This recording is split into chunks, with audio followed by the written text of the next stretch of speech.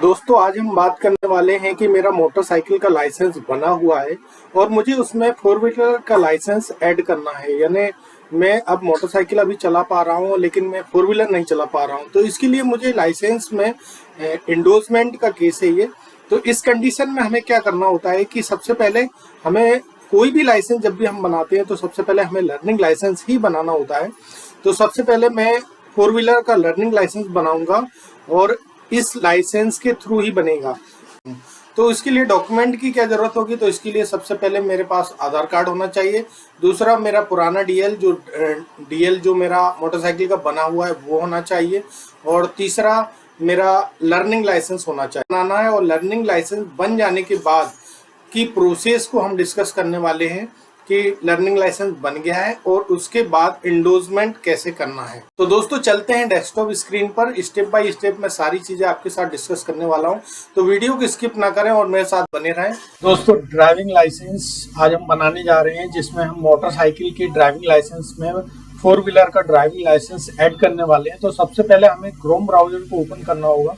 Chrome browser जैसे ही open हो जाता है तो मुझे यहाँ लिखना है परिवहन। तो मैं परिवहन जैसे लिखता हूँ, परिवहन सेवा का यहाँ पर गूगल सर्च आ जाता है। तो मैं इसको क्लिक कर देता हूँ। तो यहाँ मेरे सामने परिवहन सेवा का होम पेज वाला, मैं ये साइट की जो लिंक है यहाँ से क्लिक कर दूंगा।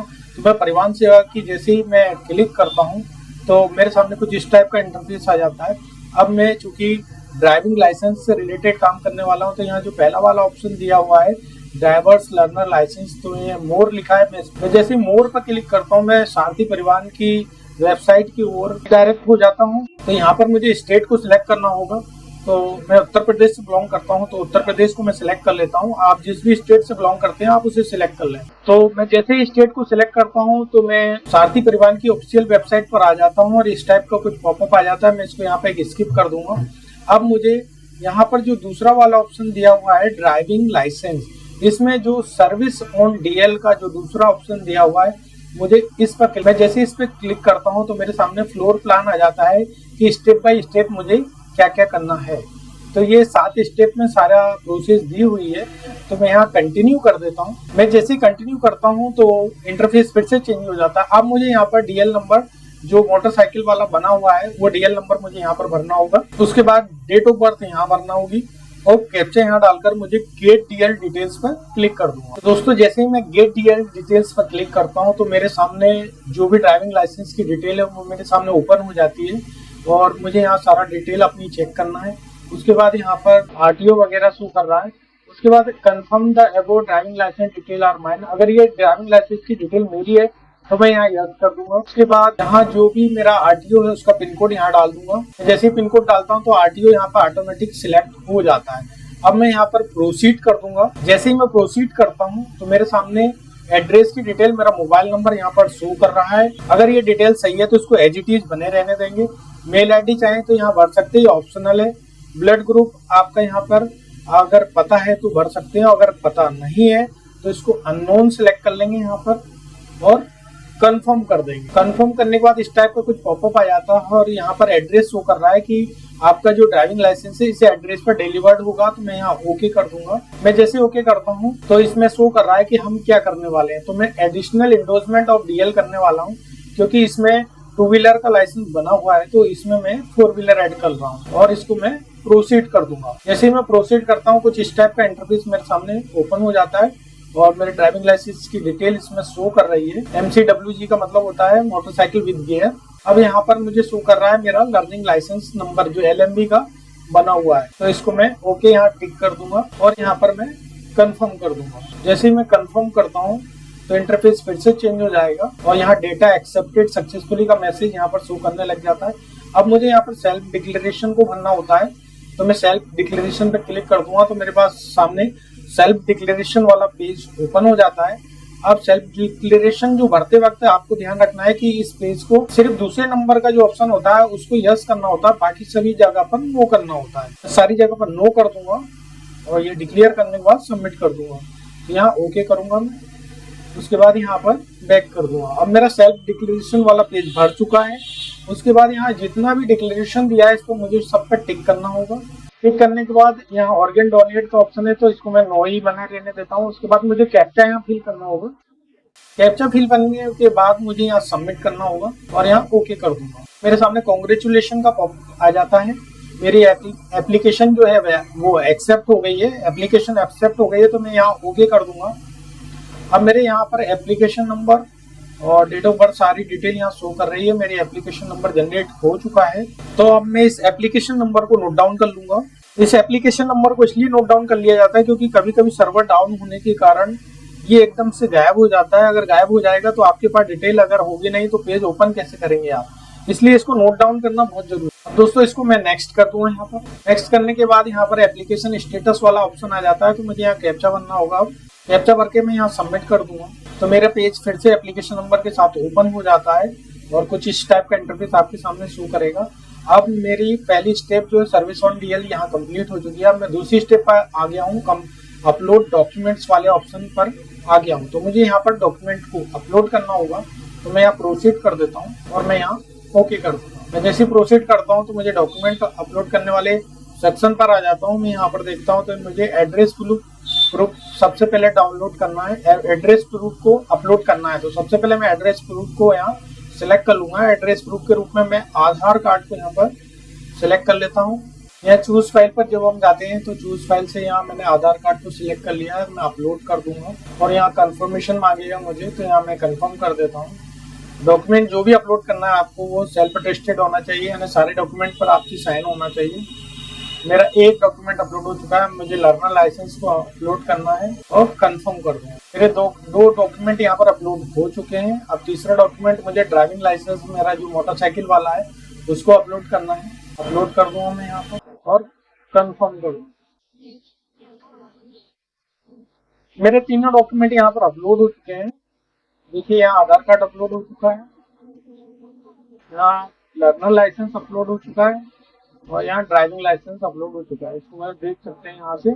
उसके बाद मैं यहाँ नेक्स्ट कर दूंगा। मैं जैसे नेक्स्ट करता हूँ तो मुझे फिर एप्लीकेशन स्टेटस वाले पेज पे आ जाता है। यहाँ मुझे कैप्चा फिल करना होगा। कैप्चा भरने के बाद मैं यहाँ सबमिट कर दूंगा। जैसे सबमिट करता हूँ तो मैं फिर से अपने जो पेज होता है एप्लीकेशन नंबर वाला उस पर फिर से आ जाता हूँ। यहाँ मेरी देखिए 2 स्टेप कंप्लीट हो चुकी है। अब मुझे अपलोड फोटो और सिग्नेचर वाले ऑप्शन पर जाना है, तो मुझे यहाँ प्रोसीड कर दूंगा। मैं जैसे प्रोसीड करता हूँ तो कुछ इस टाइप का इंटरफेस आपके सामने शो करने लग जाता है। तो अब मुझे फोटो और सिग्नेचर दोनों को अपलोड करना है और फोटो और सिग्नेचर जब भी आप अपलोड करेंगे यहाँ इंस्ट्रक्शन दिया हुआ है कि जो फोटो और सिग्नेचर है वो 20 KB से बड़ी फाइल नहीं होना चाहिए। तो मैं अपलोड सिग्नेचर वाले ऑप्शन में ब्राउज में मैं जाऊँगा और यहाँ से मेरे सिग्नेचर को मैं सिलेक्ट कर लूँगा और अपलोड एंड व्यू फाइल्स पे क्लिक करूँगा। तो देखिए मेरा फोटो जो और सिग्नेचर दोनों अपलोड हो गए हैं। अब मुझे सेव फोटो और सिग्नेचर यहाँ पर मैं क्लिक कर दूंगा और ओके कर दूंगा। मैं जैसे ही ओके करता हूँ तो मेरी फोटो और सिग्नेचर दोनों सेव हो चुके हैं। इंसर्टेड सक्सेसफुली यहाँ दिख कर आ रहा है। अब मुझे यहाँ नेक्स्ट करना होगा। मैं जैसे ही नेक्स्ट करता हूँ तो मेरे सामने एप्लीकेशन स्टेटस फिर से ओपन हो जाता है। मुझे यहाँ फिर से कैप्चा फिल करना होगा। कैप्चा फिल कर मैं यहाँ सबमिट कर दूंगा। मेरी 4 स्टेप कंप्लीट, 3 स्टेप कंप्लीट हो चुकी है। दोस्तों मेरी 3 स्टेप कंप्लीट हो चुकी है। अब मुझे फी पेमेंट यहाँ करना होगा, तो मैं यहाँ प्रोसीड कर दूंगा। मैं जैसे प्रोसीड करता हूँ तो यहाँ फी स्ट्रक्चर पूरा यहाँ शो कर रहा है कि मुझे कितना फी यहाँ पर प्रोसेस करना है, यानी कितनी फी यहाँ जमा करना है। तो मैं यहाँ जो SBI का ट्रेजरी अकाउंट SBI होता है, ट्रेजरी अकाउंट को मैं यहाँ सिलेक्ट कर लूंगा SBI को। उसके बाद यहाँ कैप्चा फिल करूंगा। ये सारा कैप्चा कैपिटल में होता है। कैप्चा डालने के बाद दोस्तों मैं यहाँ पे नाउ पर क्लिक कर देता हूँ। तो पे नाउ पर जैसे क्लिक करूंगा तो यहाँ मेरे सामने सारी डिटेल आ जाती है। तो मैं यहाँ आई एग्री कर प्रोसीड फॉर पेमेंट कर दूंगा। अब मेरे सामने यहाँ पर नेट बैंकिंग वाले ऑप्शन आ जाता है कि मुझे कैसे क्या पेमेंट को करना है। तो मुझे यहाँ नेट बैंकिंग से मैं पेमेंट कर सकता हूँ, अदर नेट बैंकिंग से पेमेंट कर सकता हूँ, स्टेट बैंक डेबिट कार्ड से पेमेंट कर सकता हूँ, स्टेट बैंक डेबिट कार्ड जो अदर बैंक के जो डेबिट कार्ड होते हैं उनसे पेमेंट कर सकता हूँ, क्रेडिट कार्ड से पेमेंट कर सकता हूँ। अदर बैंक क्रेडिट कार्ड से अगर मैं करता हूँ तो 15 रुपये मुझे एक्स्ट्रा लगेंगे और अदर बैंक नेट बैंकिंग से करता हूँ तो मुझे 6 रुपये के आसपास यहाँ एक्स्ट्रा लगते हैं। तो मैं स्टेट बैंक को यहाँ सिलेक्ट कर लेता हूँ। स्टेट बैंक डेबिट कार्ड से मैं पेमेंट करने जा रहा हूँ। तो दोस्तों 2 बार मुझे यहाँ कंफर्म करना होगा। देने के बाद मुझे यहाँ पर कार्ड नंबर यहाँ पर भरना है। तो यहाँ पर मुझे डेबिट कार्ड नंबर डालना होगा। उसके बाद एक्सपायरी डेट मुझे मंथ और ईयर यहाँ पर डालना होगा। कार्ड होल्डर्स नेम यहाँ पर डालना होगा। CVV जो कार्ड के पीछे लिखा होता है वो मुझे यहाँ डालना होगा और यहाँ पर मुझे कैप्चा दिया हुआ है, कैप्चा यहाँ पर मुझे एजिटी डालना होगा। उसके बाद मैं पे पर क्लिक कर दूंगा। दोस्तों जैसे ही मैं पे पर क्लिक करता हूँ तो मेरे रजिस्टर्ड मोबाइल नंबर पर यहाँ ओटीपी भेज दी जाती है। तो ओटीपी को मुझे यहाँ डालना होगा। ओटीपी मेरे सामने आ गई है। ओटीपी डालने के बाद मुझे मेक पेमेंट पर यहाँ क्लिक कर दूंगा मैं। तो मेरा पेमेंट यहाँ डन सक्सेसफुली का मैसेज यहाँ आ गया है। अब कुछ मिनट मुझे वेट करना होगा। उसके बाद यहाँ पर मुझे रसीद प्रिंट करने के लिए यहाँ पर क्लिक कर दूंगा मैं। तो मेरी ये रसीद जनरेट हो चुकी है। मैंने पेमेंट 1000 का किया था, वो रसीद यहाँ जनरेट हो चुकी है। इसको मैं यहाँ से चाहूँ तो प्रिंट आउट ले लूंगा। दोस्तों पेमेंट होने के बाद मैं सारथी परिवहन की ऑफिशियल वेबसाइट पर वापस से आ जाऊंगा। उसके बाद मुझे यहाँ जो एप्लीकेशन स्टेटस है इस वाले ऑप्शन पर मैं क्लिक करूंगा। यहाँ मुझे मेरा एप्लीकेशन नंबर डालना होगा। उसके बाद मुझे यहाँ डेट ऑफ बर्थ डालना होगी और यहाँ कैप्चा डालना होगा और सबमिट कर दूंगा। दोस्तों मैं स्क्रॉल करके जैसे ही नीचे आता हूँ तो यहाँ मेरा 5वां स्टेप डीएल स्लॉट बुक का ये ऑप्शन यहाँ पर शो कर रहा है। तो अब मुझे यहाँ पर स्लॉट बुक करना होता है, तो मैं यहाँ प्रोसीड कर दूंगा। मैं जैसे ही प्रोसीड करता हूँ तो यहाँ 2 ऑप्शन शो कर रहा है, लर्नर लाइसेंस नंबर और एप्लीकेशन नंबर। तो मैं एप्लीकेशन नंबर पर यहाँ क्लिक कर देता हूँ। तो मेरा एप्लीकेशन नंबर यहाँ शो कर रहा है, डेट ऑफ बर्थ शो कर रहा है, वेरिफिकेशन कोड जो यहाँ पर कैप्चा दिया हुआ है मुझे यहाँ पर भरना होगा। कैप्चा डालने के बाद मैं यहाँ सबमिट कर दूंगा। उसके बाद मेरी डिटेल यहाँ पर शो कर रही है, additional endorsement to DL LMB दिखा रहा है यहाँ पर। उसके बाद मैं यहाँ पर क्लिक कर दूंगा, प्रोसीड टू बुक कर दूंगा मैं यहाँ पर।